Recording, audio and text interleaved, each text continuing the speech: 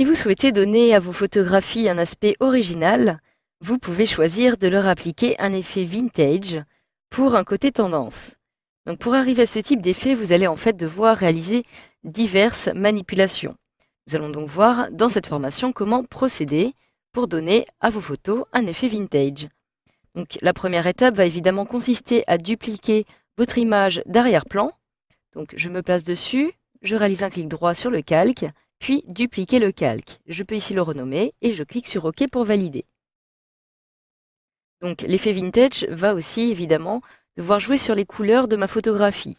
Pour cela, je vais dans un premier temps créer un nouveau calque de réglage, par exemple tout simplement en cliquant ici sur cette petite icône qui va me permettre d'accéder aux différents calques de réglage et cette fois-ci, je vais me rendre dans teinte saturation afin de pouvoir modifier ces deux éléments. Donc je vais retrouver ici tout en haut dans le panneau des propriétés les petites glissières qui vont correspondre à la teinte et à la saturation. Donc je vais dans un premier temps réduire la teinte, pas de beaucoup, mais de façon à faire ressortir un peu plus les couleurs. Donc admettons ici à -20. Et à l'inverse, je vais cette fois-ci augmenter la saturation aux alentours de 50.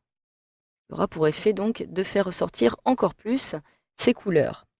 Donc une fois que j'ai réalisé cela, je vais maintenant dupliquer mon calque. Donc mon calque de réglage, de teinte et de saturation que je viens de créer. Je réalise un clic droit, dupliquer le calque. Je clique sur OK. Et je vais maintenant cliquer sur redéfinir, donc en cochant la petite case qui apparaît ici. Donc automatiquement, j'arrive maintenant dans des tons un peu plus monochromatiques. Je vais à nouveau modifier la teinte et la saturation. Alors cette fois-ci, je vais augmenter la teinte aux alentours de 50. Voilà, comme ceci. Et je vais maintenant augmenter la saturation un tout petit peu plus de façon à arriver à 30. Donc voilà, une fois que cela est fait, je peux maintenant réduire un petit peu l'opacité de ce calque-ci en me rendant ici et je vais la réduire, admettons à peu près, voilà, aux alentours de 60%. Donc une fois que j'ai cela, j'ai donné justement à mon image un côté déjà un petit peu plus vieillot, avec des tons qui tournent vers le sépia. Je vais maintenant devoir placer un effet radial sur mon image, ce qui va me permettre par exemple de me centrer un peu plus sur le centre de l'image. Donc pour cela, je vais créer un nouveau calque de remplissage en dégradé. Donc je clique à nouveau sur la petite icône qui apparaît ici. Je retrouve dégradé. Donc le but, évidemment, est de créer maintenant un dégradé que je vais inverser en cochant cette petite case. Et je vais choisir un style radial, comme ceci. Alors, évidemment, voilà, le but était d'avoir des côtés noirs qui allaient apparaître sur mon image. Alors, et ceux-là sont peut-être un peu trop près du centre, donc je vais augmenter un petit peu l'échelle, voilà, aux alentours, peut-être de 180. C'est pas mal. Et je clique donc sur OK pour valider.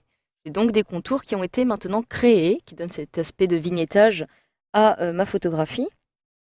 Et je vais maintenant réaliser la même manipulation, mais cette fois-ci de façon à ce qu'il y ait une lumière centrale ici au niveau de mon image. Donc je vais procéder de la même façon en dupliquant le calque actuel. Je réalise un clic droit, dupliquer le calque. Je clique sur OK. Et cette fois-ci, lorsque je clique ici, je vais modifier le type de dégradé en cliquant dessus, de façon à ce que j'ai un dégradé qui aille de la couleur blanche. Donc je vais sélectionner ici une couleur blanche. OK. À une couleur plus transparente. Donc une fois que cela est fait, je clique sur OK ici. Je choisis de la même façon, maintenant toujours un style radial, mais je vais inverser, comme ceci, mon dégradé pour avoir la lumière au centre. Donc une fois que cela est fait, je clique sur OK. Je peux maintenant, si je le souhaite, aussi réduire un petit peu l'opacité, puisque celle-ci est un peu trop forte. Voilà, comme ceci. Et donc la dernière étape va maintenant consister à modifier les courbes de couleur de ma photographie. Donc je me rends à nouveau dans calque de réglage et je vais retrouver ici les courbes qui va me permettre de modifier les courbes de couleur rouge, vert et bleu. Donc je vais me rendre ici dans un premier temps pour modifier les courbes de couleur rouge. Alors l'idée est en fait de faire un S.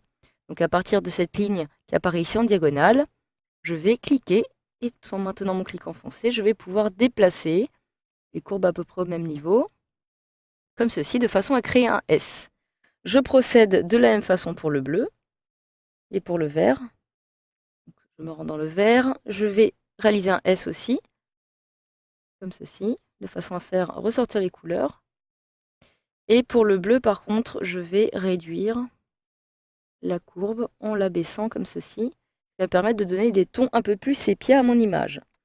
Donc voilà, une fois que cela est fait, je peux décider maintenant d'appliquer un petit calque de remplissage à mon image afin de lui donner une couleur unie, que je vais retrouver ici, une couleur un petit peu plus chaude, donc par exemple dans les tons orangés. Et je clique sur OK. Alors actuellement, nous ne voyons rien. Je vais donc modifier l'opacité dans un premier temps. Voilà, aux alentours de 20%. Et maintenant, je vais choisir dans les styles de mode de fusion, lumière tamisée. Voilà, afin de donner cet aspect à mon calque. Donc voilà, grâce à cette formation, vous savez maintenant comment réaliser un effet vintage sur vos images avec Photoshop CS6.